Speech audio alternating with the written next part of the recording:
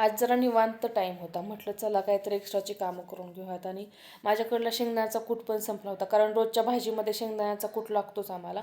आणि रोज मग ते प्रत्येक वेळेस शेंगदाणे भाजा कुटा, मग त्यात खूपच टाईम जातो. मग सकाळ सकाळ टिफिन वगैरे करायचे असतात, असं करून ठेवल्यावरती मग लवकर होऊन जातं.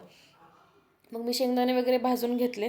मग त्यासोबतच म्हटलं चला शेंगदाणा आणि गुळाची पोळी पण करण्यासाठी सारण बनवूयात. मग त्याचं पण सारण बनवलं आणि त्यासाठी थोडेसे त्यात आहे ना तीळ पण मिक्स केले, कारण त्यापासून कॅल्शियम पण भेटतं आणि ते थोडेसे उष्ण पण असतात. म्हटलं थंडीमध्ये खायला पण चांगले असतात, म्हणून ते सगळं मिश्रण करून ठेवलं.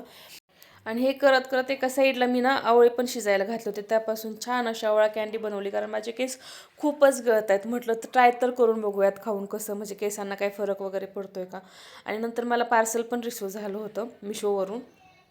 मग ते ओपन केलं मी. एक किचनमध्ये लावलं आणि एक बाथरूममध्ये, जे की सोप केस होतं आणि by one get one free होतं. खूपच छान होतं ते.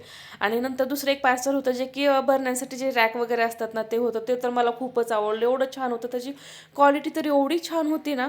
आणि दिसायला पण कलर ब्लॅक होता, त्यामुळे ते आणखीनच उठून दिसत होतं. पण त्याच्यात जे स्टिक होतं ना, ते एवढं पॅक होतं, ते निघता निघत नव्हतं. खूप वेळ ट्राय करून ते निघालं. ते असं व्यवस्थित लावून घेतलं आणि बघा ना किती छान असं पॅक झालं ते.